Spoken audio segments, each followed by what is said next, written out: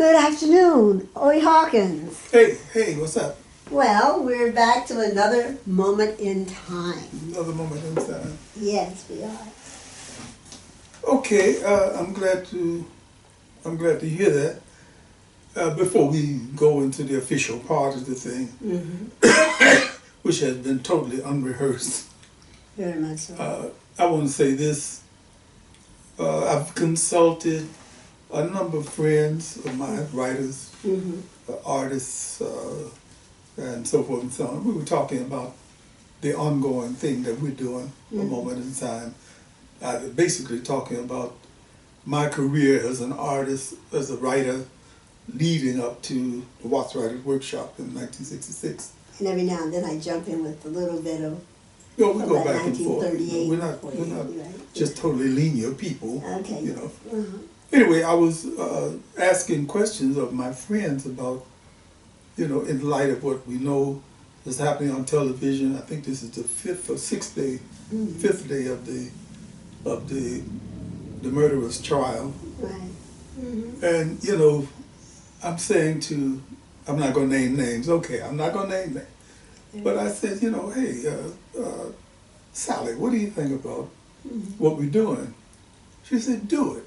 I said, well, I think that we would say, no, we have to keep on doing what we're doing, because if we stopped doing what we were doing as artists, we would be stopped almost every other day or more. Well, yes, you can't. Oh, you agree with that? Yes. Oh, Okay. well, what is it? My Aunt May used to say, you can't let one monkey spoil the show. That's an old saying. It is a very old saying. One monkey spoiled. Yeah. So having said that, not to justify the ongoing presentation that we're making, but just to simply let people know that we are aware, Cognizant of what else is going on in the world. Okay, yeah, that ex-officer Chauvin is being given a greater trial than he ever gave George Floyd, and that says something about America. The American system of justice is that you would put somebody on trial who has been so blatantly negligent about another human being's life that he would be given a chance to explain it away. Well, I'm pissed. That's I ain't lying. I'm supposed pissed. to be. Well, I don't want to get into it. That's the way this democracy and the justice system is supposed to work. Not that it always has worked that way. Okay. And so, otherwise, we just keep on having a hanging tree, for the colors, and a hanging tree for the whites, and a hanging tree for, so we don't want to have the hanging trees. We want to try to have justice. I hear you. Okay. So, what a moment in time. Back to the moment in time. I'd like to talk to you. We've talked a little bit about the DuSable and high school. Yeah, high school, and Dr. Margaret Burroughs. And so let's clarify. You were born in 1937. I was born in 1948. So high schools were quite different in your time and mine. Also a different place. You're from New Jersey, right? I'm from Hackensack, New Jersey. Yeah, Chicago up north. And believe me, they're two different places. Oh, I do know. Okay. Country girl and city boy. I'm just a country boy in the city. That's what he tells me, or he's told me. All right, so tell me, what were your teachers like?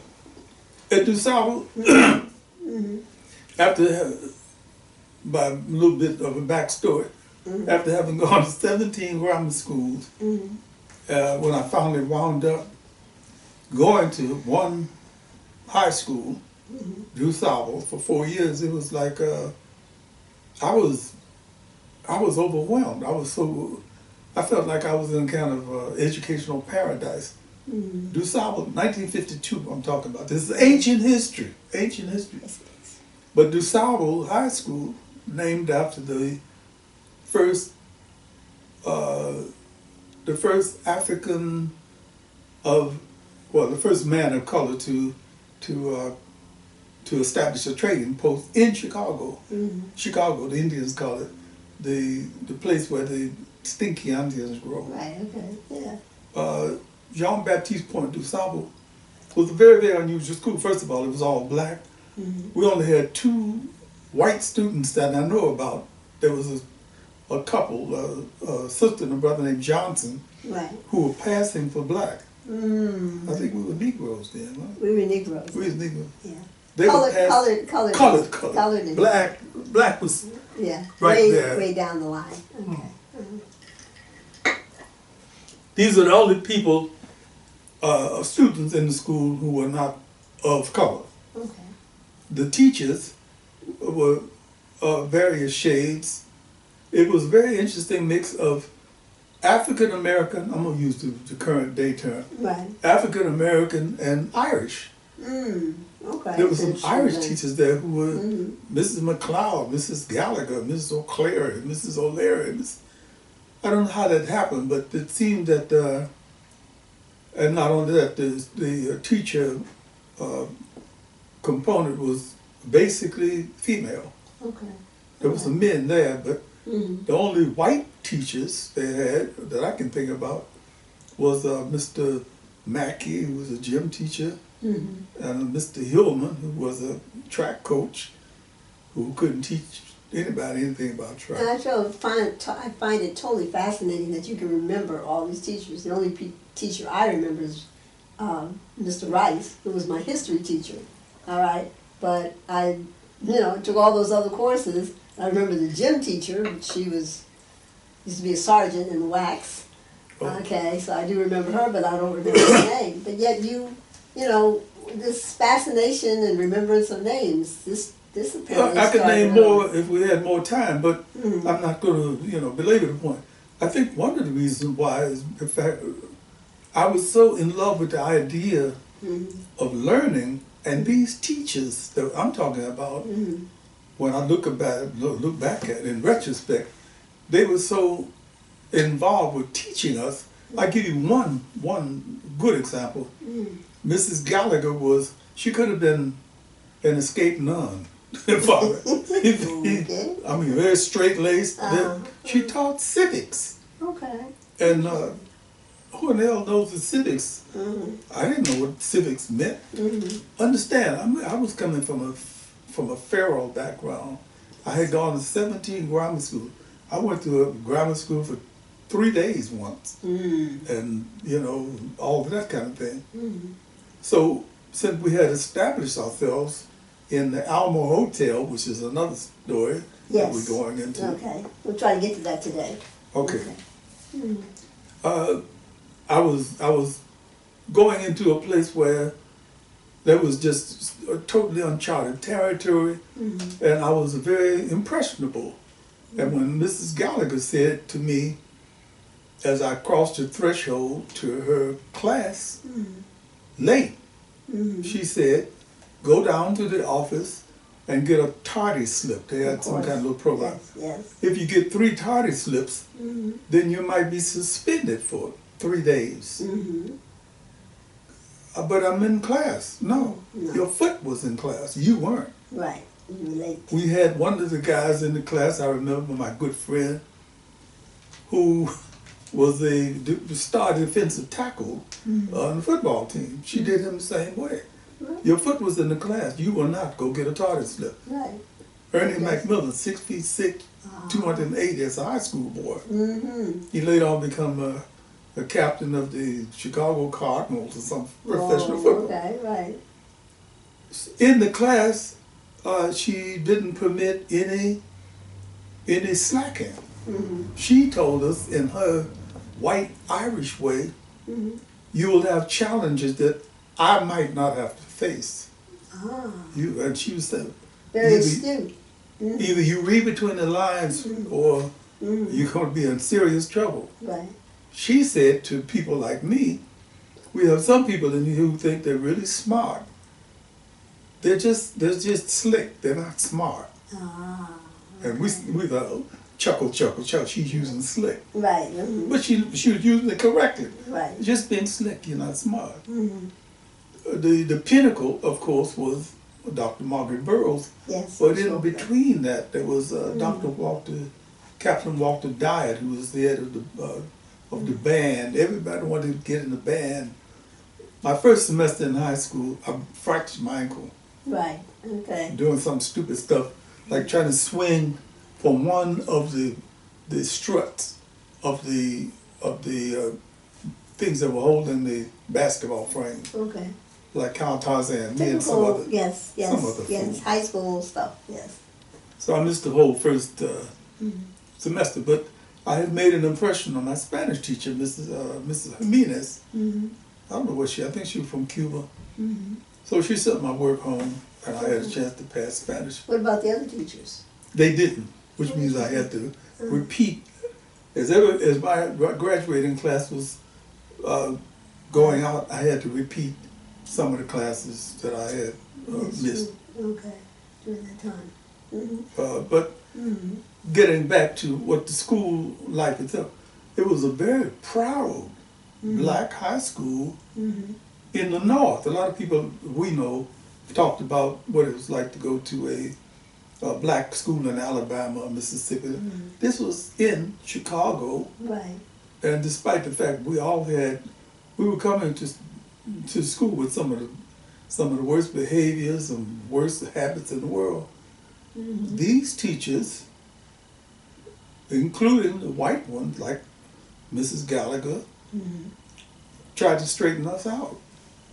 Well, and and I think, we're blessed, fortunately, throughout time with teachers that are like that are not there just for the money, but they're there to make sure that the children... Straighten your life out. Right, that you have a future. I became a writer, a professional writer, in high school. Right. And I'll make the story brief and to the point. Okay, because we talked about your letter writing, but go ahead, briefly. The person responsible for me taking that avenue was Dr. Margaret Burroughs. Listen, you can write. Right. In my mind, I may have said this before, but I was slick, quick, and on it. Plus you wrote for the high school newspaper. She insisted on it. Okay. The high school, what do you call it, thing when they graduate, the high school... The high school yearbook? Yearbook and all that. It didn't mean anything, Go write us something. Oh, yeah, okay. I said, no, that's not your best. Go back and do it again. That's a second draft. What's that mean?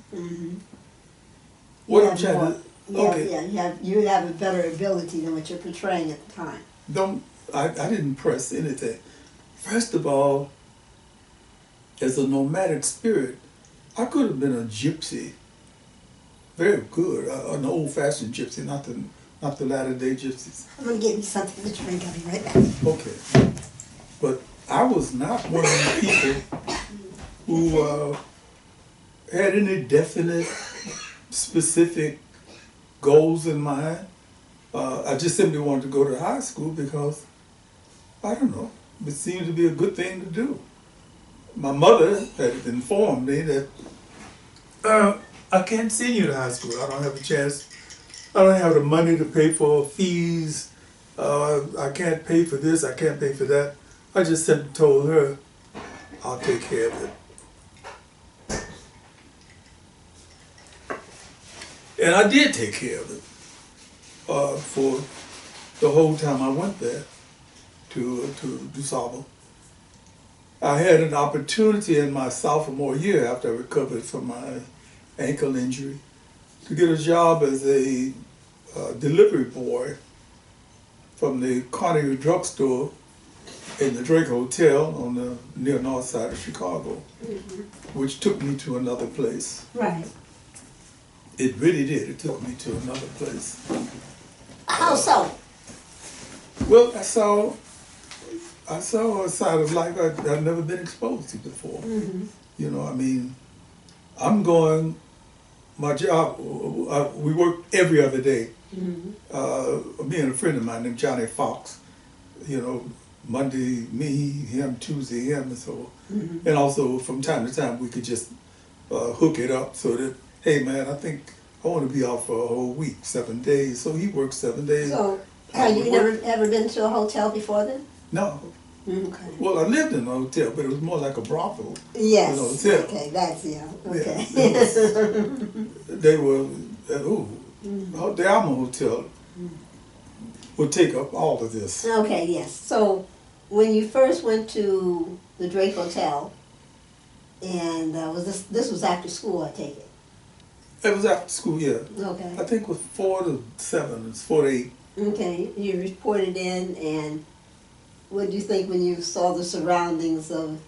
I was dazzled, I was overwhelmed. I lived in an Alma Hotel, which was, as I said, not a hotel. The first and second floors were purely transit, which meant that the holes and the tricks were there.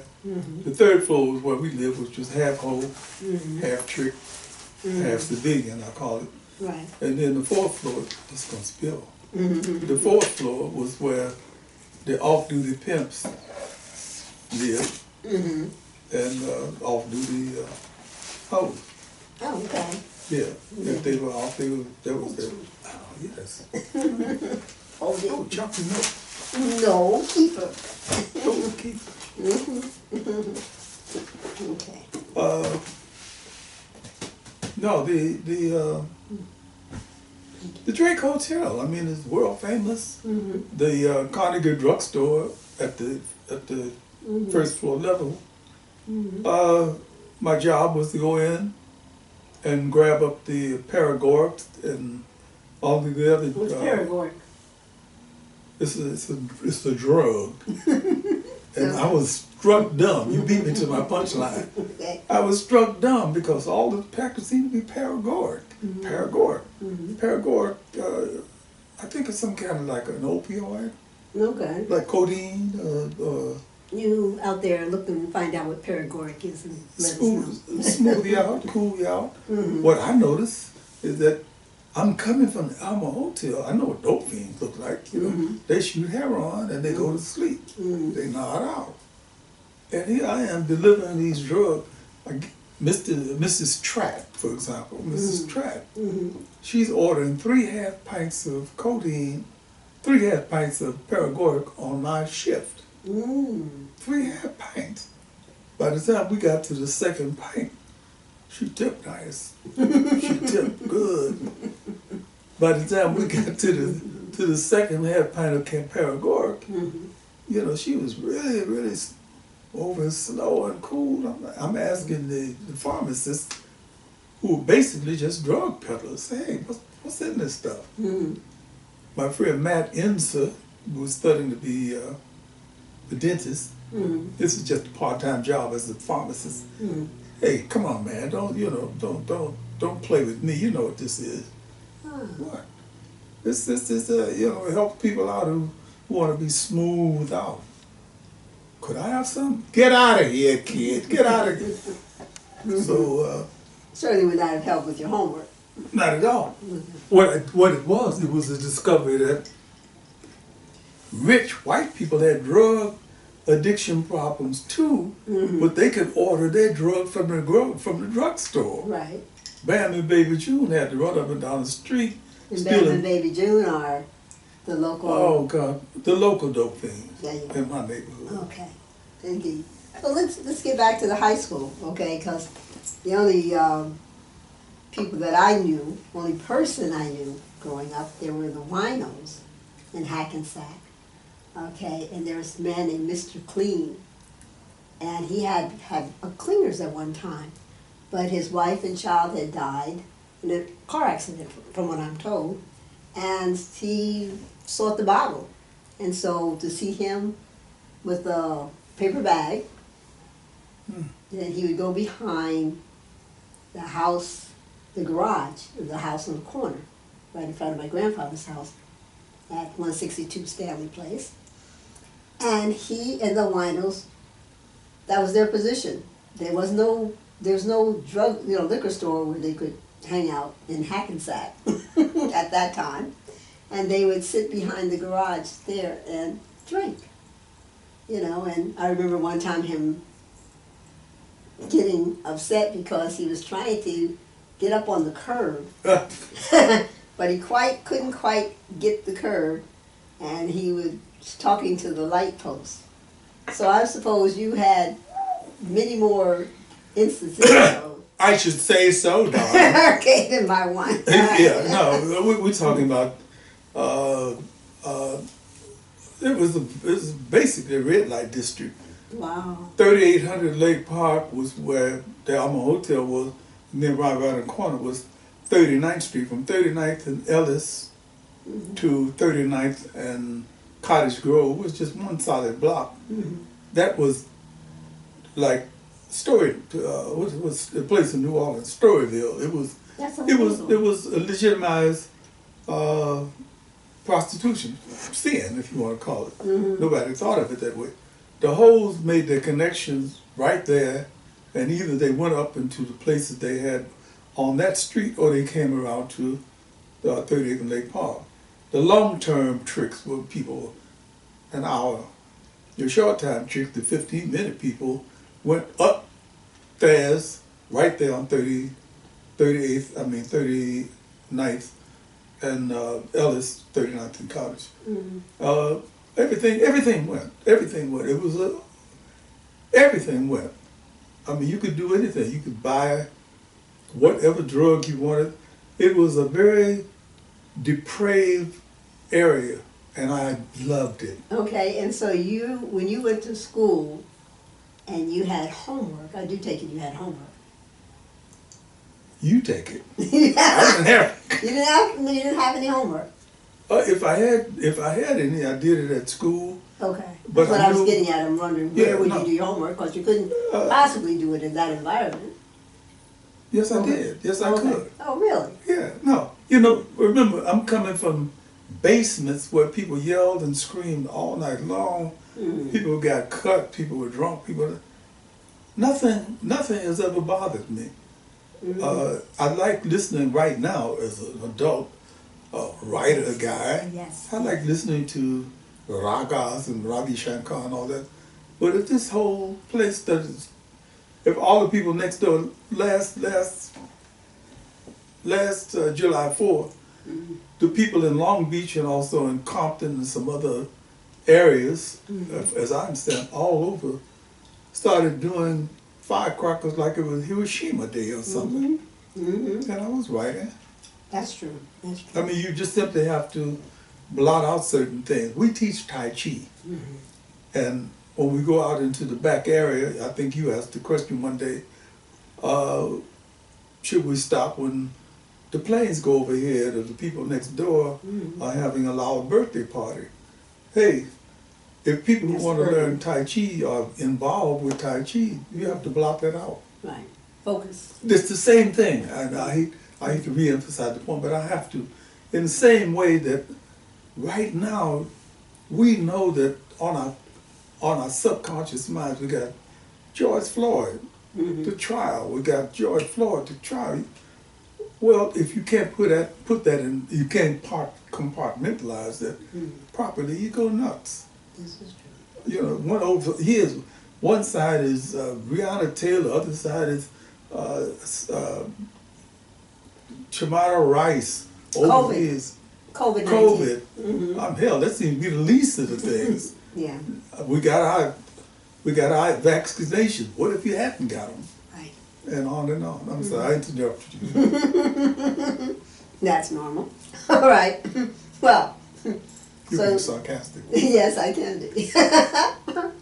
So, I'm saying where did you keep your books? You know, did you leave you had your books in the locker, I take it? What books? Your books from school. What books from school? Believe me, it didn't work like that. The people that were teaching us understood our lifestyles to some extent. So all I can say to you is that there was very little homework because they knew what our homes were. Okay. And I was thinking of a man named Mr. Mosley, who gave you stuff to do that was exacting and was pressure ridden and so forth. And he said, I would like to suggest to you that you go down to the library right after this class and get on this, because I expect you to have this paper in tomorrow morning. Don't take this assignment home. well, you're gonna be saying that my my kitty cat pooped on it or my dog ate it. I'm telling you, if I'm go down to the library and I don't see you, Mr. Hawkins, Okay, right then and there. if I don't see you there, I will know that you do not have my homework. Okay. So homework was, it was a nebulous concept. You have textbooks? At school. Okay, so you kept them at. I don't ever think of, I can't even remember taking any book I ever studied in at DuSable home. We had it at school. Okay, but you did talk about finding the library, and that was one of my pleasurable trips, was going to the So library. I got so lucky. I found a library when I was about 9, 10 years old on the west side of Chicago in Jewtown, the Maxwell Street Library. I was walking from somewhere to somewhere. I was always running around. You know, I was either trying to steal something or find something. And I say that very openly and very honestly because I was a good thief. I was never caught. I have never done any time in jail. I've taught classes in jail and people say, oh man, come on, don't tell me I've not done no time. No, I plotted real well. When I was passing the library, the Maxwell Street Library, without realizing what it was, and I heard some music coming out of it. I love music. And I went into this hallway to get warm, and I heard the music, and I went upstairs and opened the door, and there were all these books. And I ran in and started reading all of them. As a librarian. He is an author. He is a writer. I was a writer. He's a teller of tales. Day after day, I'm going to the library. You can take the books out. Take them out where? You can take them home. For how long? Until you. She was very helpful. Gave me, I can't remember the lady. Library card. You can take up, I think, to 5 books. When I arrived in my basement at 1150 Washburn on the west side With these books. with my books, the first thing everybody thought was that I had bought some paper to start the fire with. And I'm saying, no, these are library books. I have to take them back. My Mary said, don't tell us that lie, you've stolen these books. And I had to convince her, no, I have to take them back. So I read 5 books the first night, 5 books, and I've been reading at least 3 books. Well, I've gotten slow now. I'm down to a book a week. Right, right. But I used to read. I used to read 2 books. Well, yeah, when we first met, about 16 years, 17 years ago, you were reading like 10 books a week. I was bored. I was waiting to meet you. Glad I showed up at your door. I'm glad you did too. Back to high school. I don't care. I'm so glad you weren't in my high school. I'm glad I wasn't either. All right. It would have been terribly frustrating, I tell you. Certainly would. My grandmother had strict rules. Nope. Oh God, grandma. Moving on. All right. So after you got out of high school, well, first off, what was graduation like? It didn't mean anything. You know, I was living in the Alma Hotel, and one thing I have to say, always in appreciation and adornment, is that the dope fiends and the winos and the hoes and the pimps contributed to my graduation. Oh. I didn't have enough money to rent a tuxedo and stuff you're supposed to do, and they did that. They rented my tuxedo. The community. It was my community effort. Yeah. Okay, and I understand the pimp in the neighborhood. Big Al's, you know, what's the tuxedo cost? $20. To rent. Yeah, to rent. Right. So here, rent 3 of them. What year was that? 1952, 56. 56. Okay. And So, you know. so and that way you were able to go to your prom and. I went to the prom, yeah. With whom? with a young lady named Kathleen Moffitt. Kathleen is Hello, probably Kathleen Moffitt, wherever Kathleen you was an are. all-time great heroine in my life because I had about 28 cents in my pocket when I took her to the prom. My friend Noah Futrell, how do I remember names? These are memorable people. Noah Futrell and his girlfriend, Viola, had been going together for a while. Yeah, So they knew each other. right. Noah decided to drive his father's car to some unincorporated section of Chicago. And we'll skip further ahead now. That said, I know you had a wonderful time, Miss Moffitt, with Odie. We got to know each other. Yeah. And she realized that I was so poor, I couldn't take her anywhere, anything like that. The following week, she encouraged the father to come and pick me up to take me to register for Wilson Junior College. Ah. I never, like in the same way, I never thought about going to high school because basically I was floating. Okay, so more than likely your mother didn't graduate from high school, your father didn't graduate from high school. So Very you were likely. the first. You were Very the first one. I know if your sister did. Well, my sister was on her second child at Okay. high school age. I mean, Okay. she Well, said, she had other plans. All right, and so she was able to raise a family. But in the meantime, you graduated from high school and went to college. And what was college like? I graduated and I had a job, delivering to them. Not only that, I had applied for the post office. I had become a part-time post office employee. I went from part-time delivery boy to part-time postal employee. It's funny, we just watched the postman walk up and put mail in the box. I had applied for part-time, postal department employee. Going to Wilson Junior College was something I never, you know what, I've done so much aimless stuff in my life. Sometimes I think I've been guided by forces that have nothing to do with me personally, but just circumstances. The tide is going, okay, I'll go with that for a while. Well, was Wilson close enough for you to walk to, or how'd you get? Okay, that was a trip.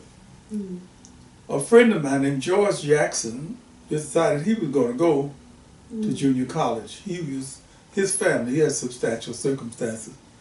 His family owned a home and so forth and so on. I was living at 3800 Lake Park, and he lived at 59th and Washington Park Court. Okay. It's a very, very long way from one. Those who know Chicago, 3800 Lake Park, 59th and Washington Park Court. I can't establish what the distances might be for those who live in different geographical complications, but trust me, it's a long ass way from one to the other. Especially in the winter. In the wintertime. George said, I'm going to junior college. So I'd like to go. He said, well, if you can get over here for my first class, his first class was 9 o'clock. If you can get over here by 8, you can go with me. He had a car because his family was fairly affluent. They were lower upper middle class. Right. Lower upper was the upper lower. Upper middle. Sometimes it was upper. Right, okay. All I had to do was get over there, and he would drive to school, and we'd go to school. It started off badly because it was wintertime. Okay. So I had to put on my goulashes. Remember them? Goulashes, rubber on your feet. Oh, yes. In the snow, in the rain, and so forth. His mother, Mrs. Jackson, was such a wonderful woman. I could bend down and kiss the earth in front of her feet. Because she saw me come in, to go to school one day. And she looked at me and said, where you coming from? Home. Where you live? 3rd and Lake Park. Why do you take the bus? what can I tell her? I got a choice. I can either use my money to take a bus, or I can save my money, maybe, and buy myself some peanuts and Coca-Cola for lunch, or steal somebody else's lunch, which I did frequently, but that's another story. Anyway, I wound up going to Wilson Junior College through the good, wonderful friendship of George Jackson. Thank you, George. Thank you, George. Thank you, Kathleen. All right. And so you're in this junior high school, but you were do you remember any of the classes that you took? At Wilson? Mm-hmm. Jawohl. Ah. Jawohl. It was a liberal, I had something called a liberal arts thing. Yeah. That's when you can't decide what you want to do. Yeah, a little bit this, a little bit that. Okay, Wilson Junior College was in a sense, in a way, something like a continuation of DuSable, but in a more interracial way.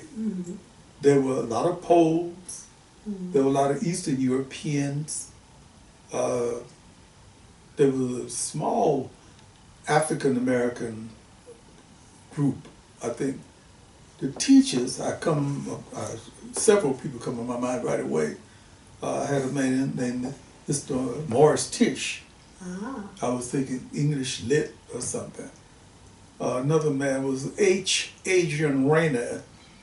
Mr. Rayner was quite possibly as gay as anyone could be. Okay. He was in charge of drama. That's cute. Yes, Okay. yes, drama. Drama, you see. And I gather he was a good dresser. He wore an ascot and powder on his face, white guy, with his hair carefully curly-cued.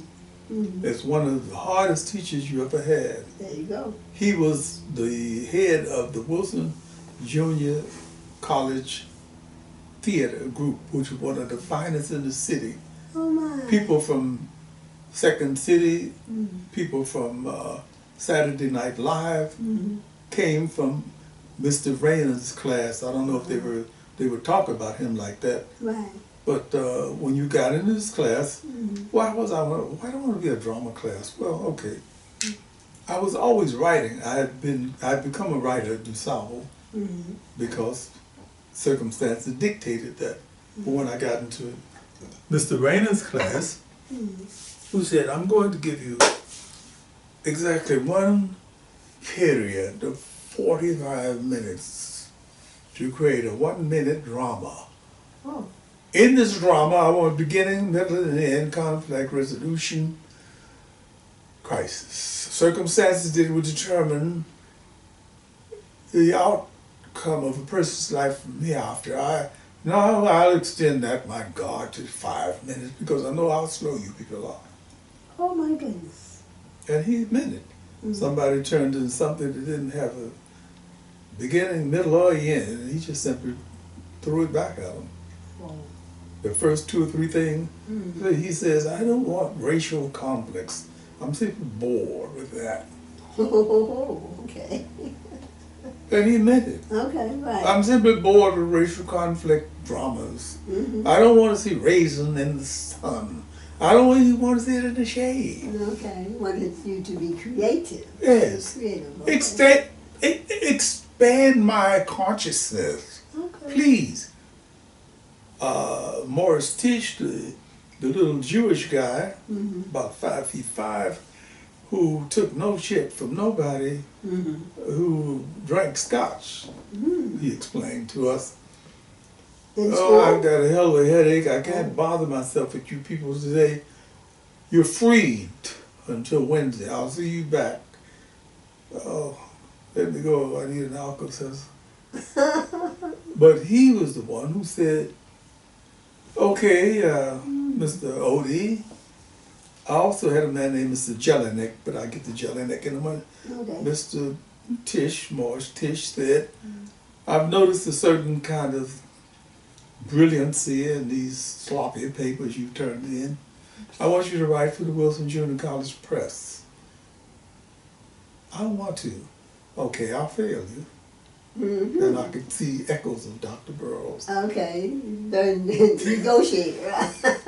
I don't have time. Well, then I'll fail you. Well, I don't want to. Well, then I'll fail you. So then what? I don't care. What do you mean, then what? Hey, I want you to write for the paper, and I'm asking you to do it nicely. If you don't want to do it, I'll fail you. Simple as that. Okay. So I started writing for the Wilson Junior College paper. Yes, indeed. That would make With you enthusiasm. make you an offer you could not refuse. There. Uh-huh. You know, these And are so what kind of article did you write for this newspaper? Okay. I wrote about, first of all, there was a big racial problem because some of the Poles were very racist. You had Lithuanians and Estonians and Latvians. And it was weird because most of these people were first generation immigrants. Wow. And they were, okay, I have to add this. One of my good friends was a blind Polish girl named Regina Swarzinski. Oh. Regina. She's one of my favorite stories. Tell me more about Regina and Regina her dog. And her dog. And her dog Tinka. We met down in the press office. You know, she was behaving and acting like everybody. I didn't know she was blind at first. I saw the dog beside her. And we always spoke, so, you know, hey, my name is Odie, and Dr. Tish told me to come down here and do this, and what's your name? So I'm Regina. You know, okay, Regina, how you doing? And she was just regular. She was Polish, of course, with Swarzinski. We got to be friends, you know. Of course, I hit on her, but we couldn't arrange to get that together because Tinka was in the way. The dog. The dog. The dog understood very clearly. She said, I don't think Tinka likes you. I know Tinka doesn't like me. Okay. But we had people, we would walk around the campus together. You know, she's a very unusual person. I don't know what her life was like after.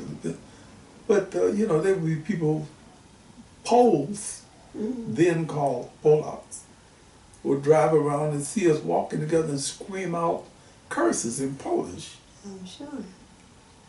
So what do they say? So I don't want to repeat it. Why are they calling us that? Simply because they don't want to see me with you. But, I mean, we're just friends. Chicago was very racist at the time. Anyway, I spent most of a year at Wilson Junior College, and I realized this is boring me. Oh, before you go on, I'd like to know about Tinker. Who? The dog. Tinker? Yes, Tinker. She Okay, died. because, well, I've always thought the dog, you know, guide dogs were so perfect and well trained. But when you told me about Tinker, I'm like, God, that was the most, goodness, that was the most illiterate dog, the most illiterate guide dog I ever knew. I think a whole bunch of us must have saved this woman from walking. I saved her from walking down into a damn manhole because the dog will just lead her. Say, hey, stop, don't move, stop, stop. She said, what's in front of me? A manhole. You can walk into one of these trenches or something. Right. And she detoured around. The dog failed her miserably. And but you know, she was brave. Yes, you know. indeed. Well, you know, people with those type of challenges in life are brave. But that was Wilson Junior College. Wilson Junior College was, in some ways, almost the equivalent of a very avant-garde public school.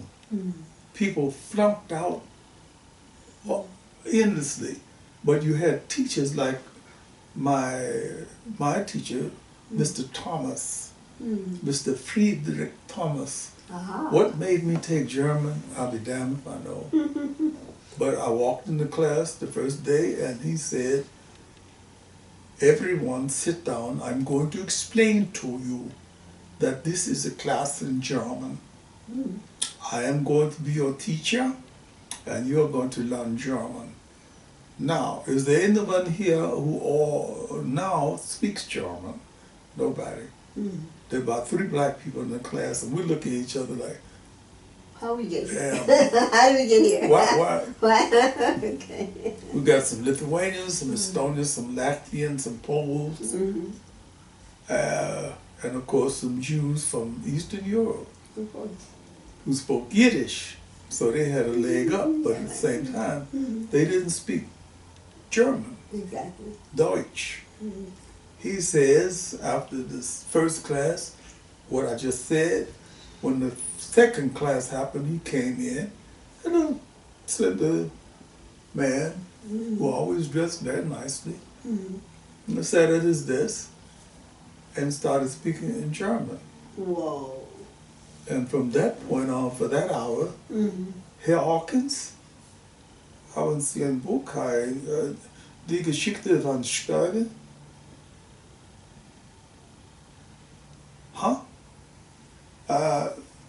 Fräulein so and he goes to the next person, and then, you know, and at the end of the class, when the door opened, he opened up and started speaking English. He said, "You people are not going to be in my class very long. I can see it. Most of you have failed because you are not interested in learning Deutsch." That was a challenge when we got back in the class the next time. I studied my book, mein Buch. I had done all the things. And then one day, the third class, I think it was, I was so pissed and mad, and I was acting out my stuff that I started imitating him to the class. I was, you know, class clown, right? Everybody in the class, ist alles in Ordnung? Haben Sie sein Buch? And da, and so forth and so forth. And what I'm saying is that you will have to learn German in order to be able to speak the German. And he's standing behind me. And I looked at, well, you know, you see people's faces look, and I looked behind me. And he gave me a little smile. Very good accent. Sit down. Sit there. Sitten Sie. Sitten Sie. Sitten Sie. He's a great teacher. But you still retain some of that German. You know, I can pick up German books now and decipher at the amateur level. Some of the German, and it wouldn't take much. When we look at these programs, the foreign movies and stuff, some of it's clear.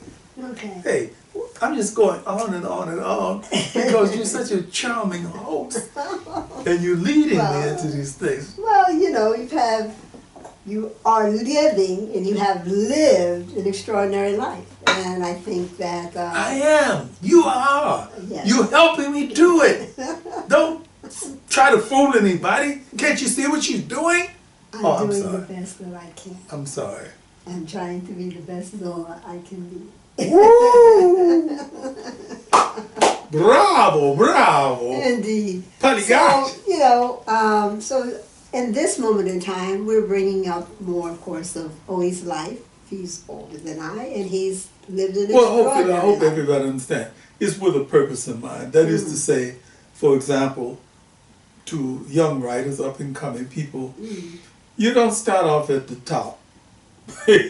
Very few people did, unless you got rich in-laws or you got a publishing company owner, daddy, or whatever. But you start where we're coming from now. Right, and you know, still looking for that agent. And after 30-some books and movies and radio plays, it's a serious moment in time. And so we're hoping that through these videos, that people get to know you, get to know me, and get to know what we're striving to do as a couple, as best friends. I like this, Zola. I like this so. And I'm gonna say this. I know you hesitant about being grandiose and so forth. Do you know I cannot think of one YouTube.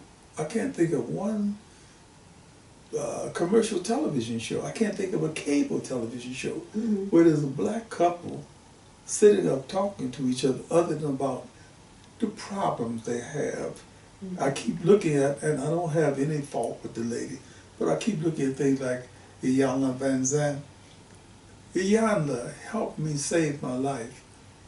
I think, I don't want to get We're both proponents of that. If you are a couple, if you care about each other, whether you're heterosexual, bisexual, transgender, whatever. Sex ain't got nothing to do with yes, it. that you should have definitely in this person that you live with a friend.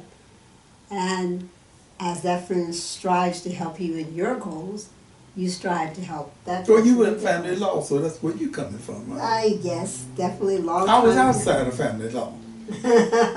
You didn't have a family. I didn't have a family. You didn't have a family. I got to laugh. Poor baby. I had a family. Okay. And have a family. All right. And so I think this moment in time will wrap That's up. cold. It's real. That's Right. And so with this, I'm hoping that you understand more of Odie Hawkins, the writer, and Zola Hawkins, both certified Tai Chi instructors. And I'm striving ever forward to be a personal trainer. And with that, we wish you Palmer Learner, this is the show. good life to you all. All right? In this, another moment in time. Later. Later.